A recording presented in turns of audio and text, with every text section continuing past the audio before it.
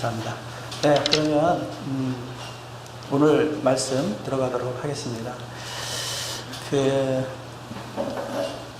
오늘 제목을 제가 한번 붙여봤습니다. 무거우세요? 이게 이제 좀 제목을 붙여봤는데, 이 장면은 아마 한 40대 이상 되시는 분들은 다 아실 거예요. 찰턴 헤스턴이 주인공이었죠. 10개. 거기에 나오는 장면입니다. 모세가 하나님의 말씀, 언약판, 그러니까 10계명을 돌에 새겨진 것을 받고 이제 하나님, 빛으로 오신 하나님을 바라보는 모습인데, 그 다음 장면은 뭐냐면 이태리 만토바의 19세기 유대교 회당에 있는 토라를 넣는 상자의 뚜껑이라고 그래요. 네, 이것이 최근에는 예루살렘 이탈리아계 유대교 회당으로 옮겨졌는데, 이 그림을 왜 보여드리냐면 이 십계명에 다 써져 있는 게 아니고 십계명 각 조문의 첫 구절만 여기 적혀 있대요. 그러니까 전체적으로 이 십계명이 다 들어가면 글귀가 더 많아지는 거죠. 네. 여러분들 알다시피 모세는 두 번의 십계명이 새겨진 돌판을 하나님한테 받게 되죠. 그래서 제일 처음에 받은 장면이 성경을 보면 출애굽기 24장에 있게 됩니다. 그래서 여러분들 주보 오른쪽에 보면 출애굽기 24장 12절 말씀, 여호와께서 모세에게 이르시되 너는 산에 올라 내게로 와서 거기 있으라. 너로 그들을 가르치려고 내게 율법과 계명을 친히 기록한 돌판을 내게 주리라. 이렇게 말씀하고 계세요. 친히 기록한 돌판을 주신다고 하셨거든요. 그랬는데 이 34절 두 번째 돌판을 받은 거하고는 조금 다른 것들이 보입니다. 우선은 이제 혼자 올라오라고 하나님께서 말씀하셨고요. 또 하나는, 두 번째는 모세가 돌판을 직접 준비해서 올라가는 것이 24장하고 좀 달라요. 근데 이게 혼자 올라가는 모습은 어느 장면하고 굉장히 좀 오버랩된 것 같아요. 뭐냐면, 여러분 잘 아시죠? 아브라함이 이삭을 데리고 올라갈 때 혼자 올라가잖아요. 아침 일찍. 이런 모습하고 굉장히 오버랩이 됩니다.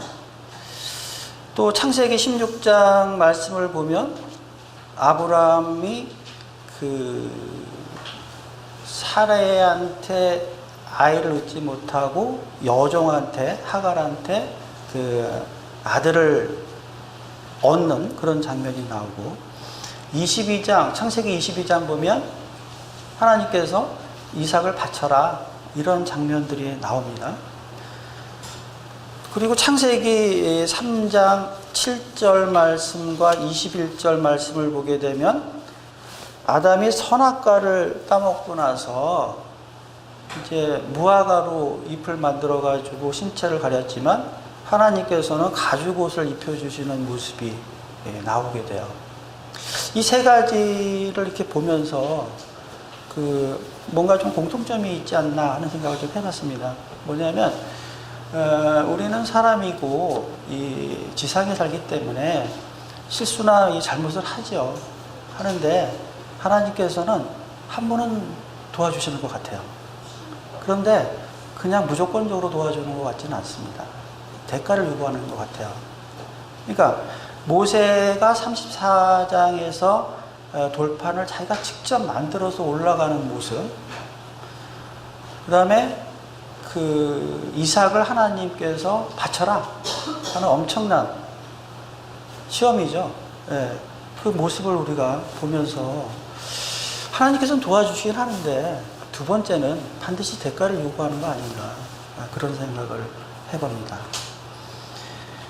그래서 저는 이제 성경을 이렇게 읽으면서, 요즘은 참 잘 못 봐요. 근데 과거에 제가 안수집사 장립 받을 때 93년도가 94년도 때는 그 안수집사 장립을 받는 데가 하나님한테 드릴 게 뭐가 있을까 생각하다가 통독을 해야 되겠다. 성경 통독을 3번을 그때 했어요. 그래서 이제 그 준비하고 했는데 참 부끄럽게도 제가 장로장님 2010년대 받을 땐 그러질 못했어요. 너무 하는 게 바빠가지고. 아무튼 그랬고요. 성경을 보면서 늘 느끼는 게 뭐냐면은 왜 이 옛날 사람, 우리 그 조상들은 왜 이렇게 멍청할까? 하지 말려면 하지 말고 하려면 하고 단순하면 될 텐데 왜 이렇게 해가지고 이렇게 애를 먹을까? 그런 생각을 좀 해봤어요.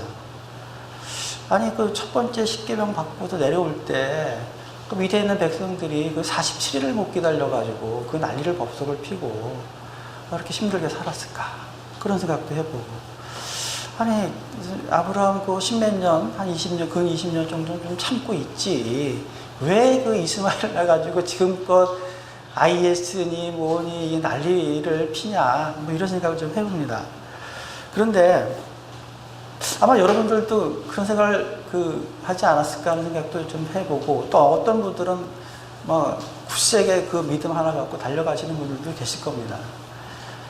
근데 제가 이제 그런 생각을 하면서 저도 한번 멍청한 생각을 좀 했어요. 언제냐면 제가 간혹 얘기하지만 제가 건설업 했잖아요.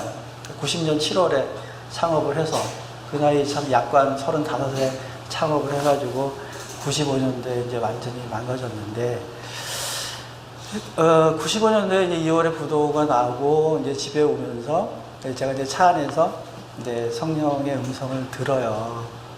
그때 하나님께서 뭐라고 얘기하시냐면 준호야 그동안 참 수고 많이 했다. 이제 내가 할게. 이런 말씀을 저한테 하시더라고요. 굉장히 위로가 됐어요.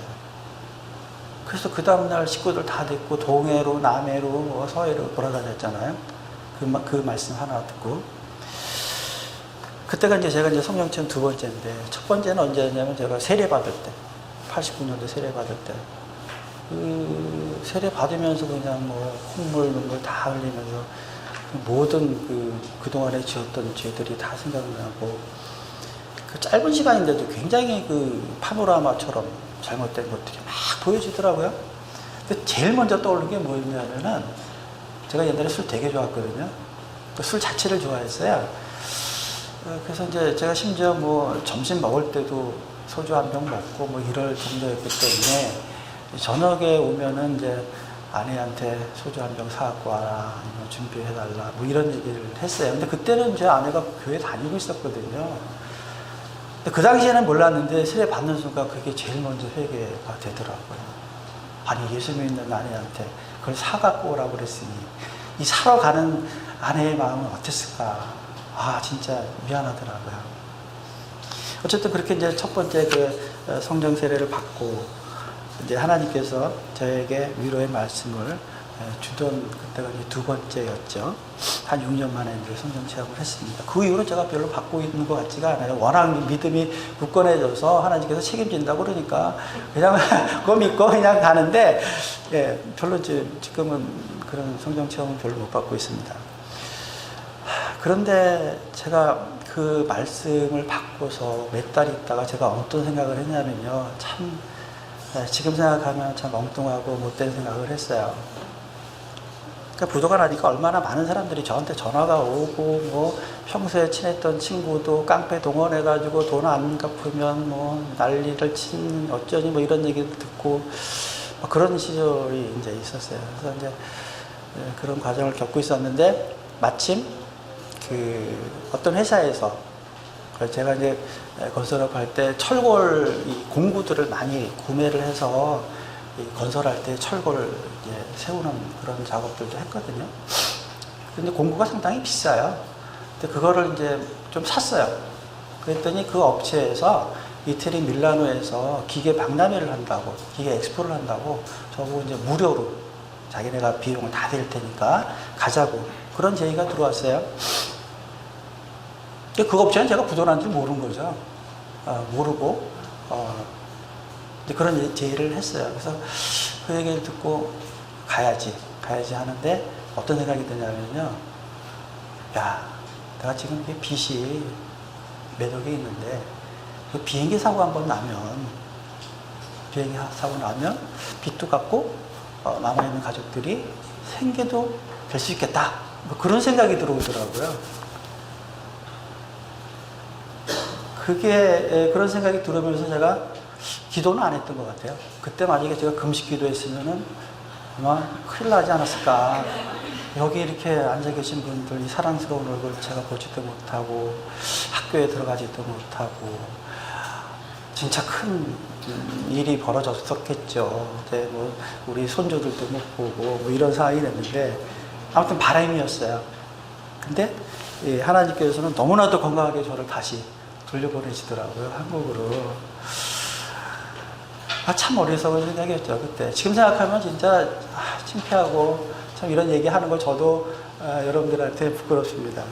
아무튼, 그 객관적으로 볼 때는, 야, 그 멍청하게 왜 하지 말라는 걸 하고 그러나 했지만, 막상 제가 닥쳐보니까, 참 힘들더라고요. 여러분들은 어떠신지 모르겠어요. 여러분 굳세게 믿고 가시나 모르겠습니다.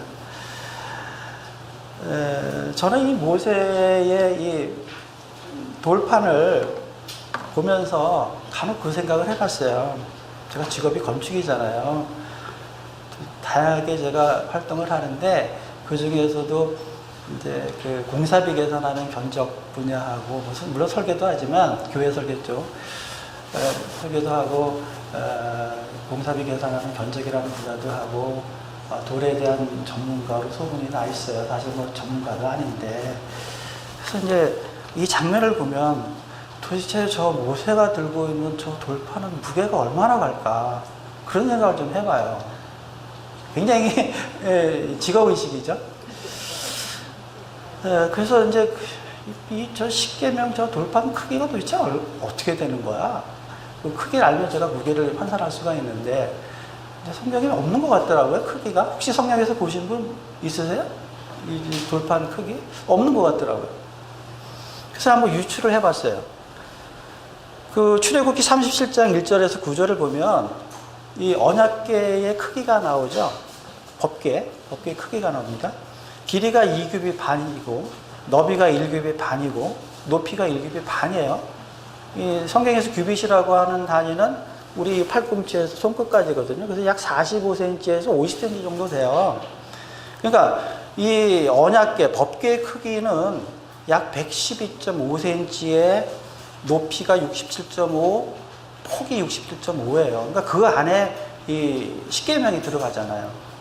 크기는 모르지만 어쨌거나 이 십계명 2개가 들어가는데, 돌판이 2개가 들어가는데 저 사진 사이즈로 봤을 때는 폭이 한 45cm, 길이가 60cm 정도 이렇게 유추가 되거든요. 그리고 이게 하나님께서 뭐 부르다가 이 글을 쓰셨는지 어쨌는지 잘 모르겠지만 하여튼 저 장면에서는 하나님께서 빛으로 타타타타 이렇게 새겨진다고요. 그러면 보통 현재 그 돌에다가 글씨를 새길 때 아무리 폭이 두께가 작아도 3cm는 돼야 되거든요. 보통은 한 8cm 정도는 돼야 돼요. 그래 이제 큰 글씨가 들어가는데 3cm 정도 된다. 가정을 해봅니다. 근데 사실 이스라엘도는 우리나라의 화강석보다 좀 약할 것 같아요. 느낌상. 그래서 얘네들을 갖고서 이제 유추를 해보면 이 하나당 한 21kg 정도가 돼요. 하나당. 21kg면 우리 사먹는 쌀 하나가 20kg잖아요. 그걸 들고 가는 거예요. 평지도 아니고 오르락내리락. 두 번째는 자기가 만들어갖고 올라갔다가 글씨 받고 내려오니까 그 경사진대로 올랐다 내렸다 얼마나 힘들겠어요. 제가 우리 손자 안고서 이렇게 지난 한 달 전에 다니다가 저희 집 근처 맥도날드 가서 뭐 좀 사주고 오는데 도대체 무거워가지고 우리 미 보고 차 갖고 좀 나와줘라 이런 정도였거든요. 근데 21kg 2개를 어떻게 들고 올라갔다 내려갔다 할 수가 있겠어요. 아니면 45cm, 60cm가 아닌 반만 한다고 하더라도 10kg거든요. 아니면 요 A4 사이즈가 21cm에 29.7cm거든요. 요거 두 개를 이렇게 글씨를 매겨가지고 들고 온다. 모양새는 좀 안 좋을 거예요. 폼이 좀 안 나겠죠? 그래도 여기가 하나에 5kg라고요. 어린애 무게. 그 두 개를 들고 내려오는 거예요. 거기다가 만약에 이 영화처럼 하나님께서 빛으로 타닥타닥 줬다. 그러면 그 불이 임하는 순간에 그 뜨거운 열기와 그 속도, 풍속, 그 감당하기 힘들었을 것 같아요. 정말 만만치 않아. 굉장히 힘들었을 것 같아요.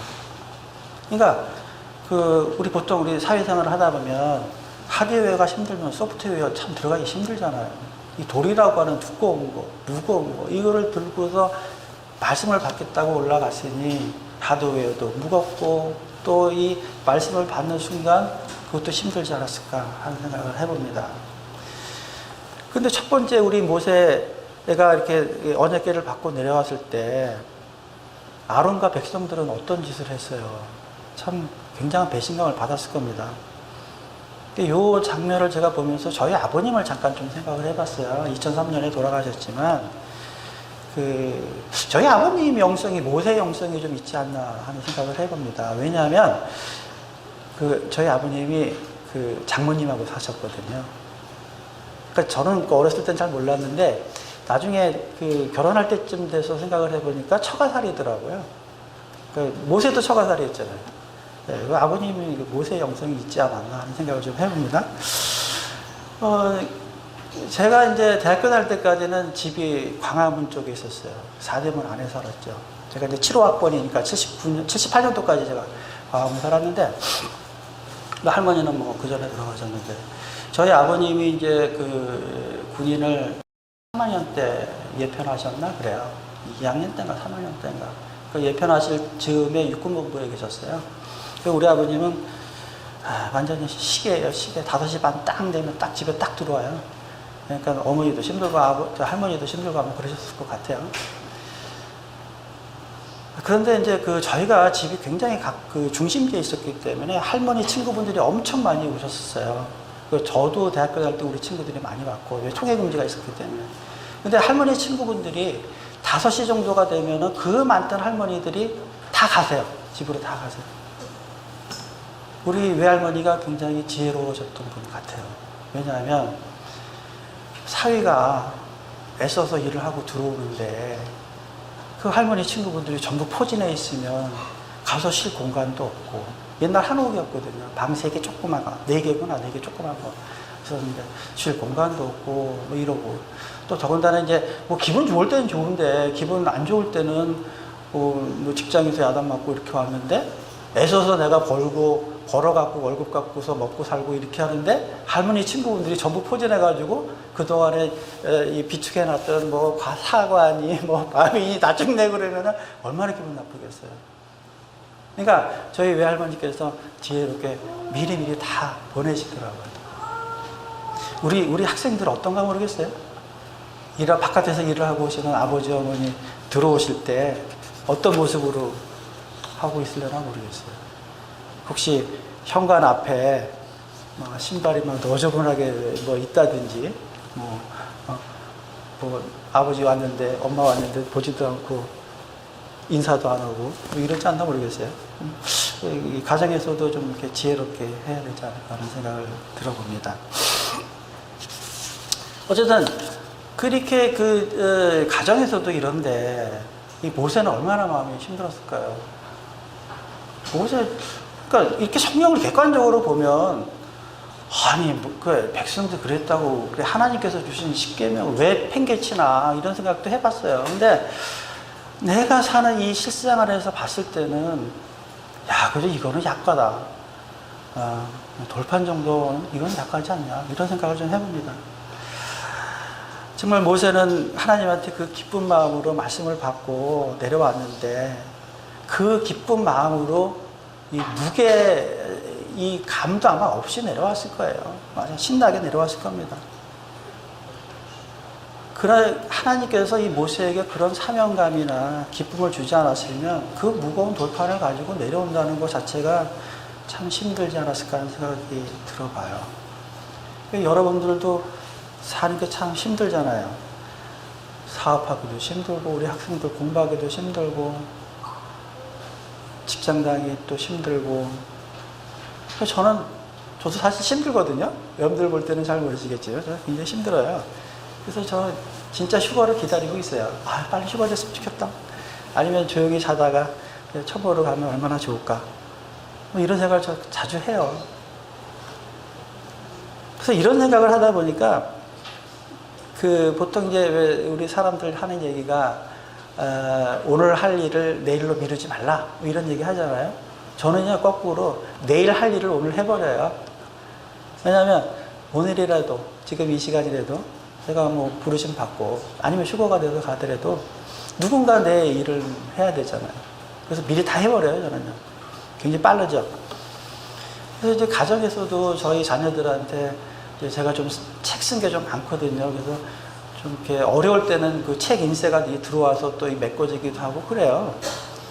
그래서 이제 그 책 인쇄에 대해서 어떤 책은 책값이 이제 나한테 얼마가 들어오고 책 목록이 이렇게 쭉 이렇게 써서 이제 애들한테 보이기도 하는데, 그 다음에 이제 적금이 어디에 있고 뭐 하는데, 도대체 우리 애들은 뭐 감이 없더라고요.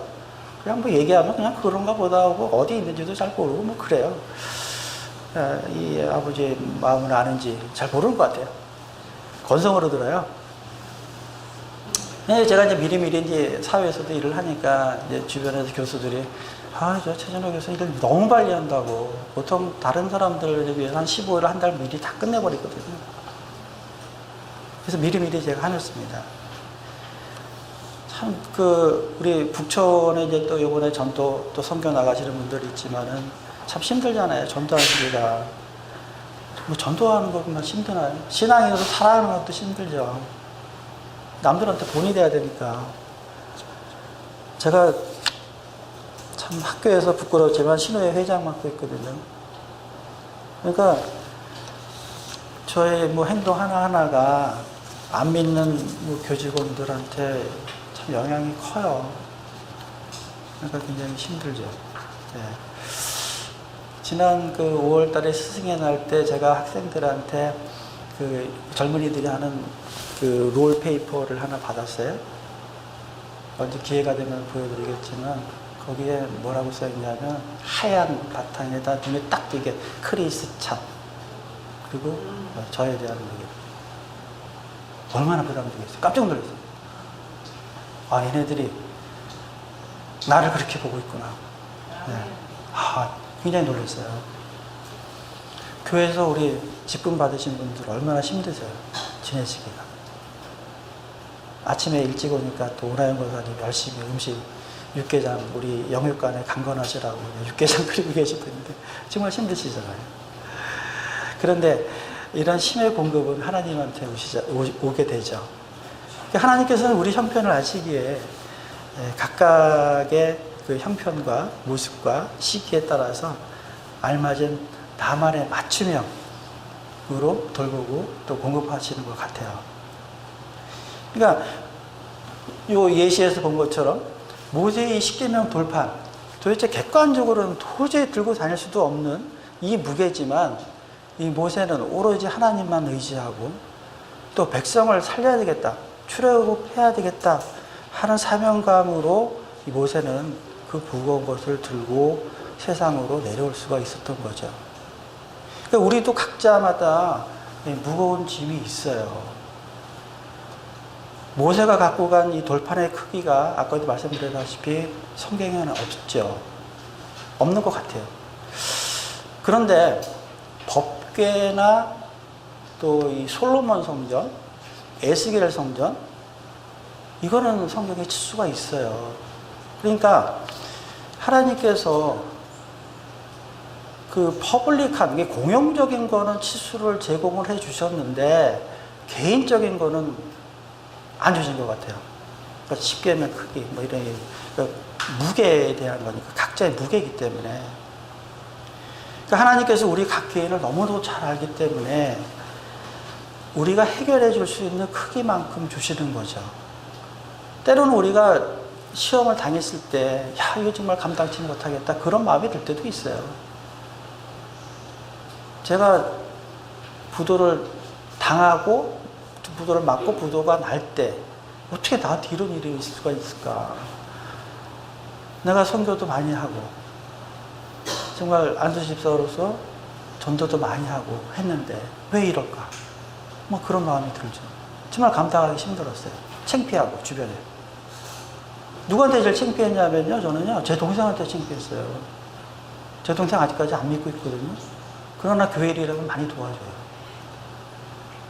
그러니까 동생이 그런 말을 할까봐, 아니, 예수 믿으면서 왜 안 돼? 왜 부도가 나? 아, 정말 창피할 것 같았어요. 그게 굉장히 가슴이 아팠어요.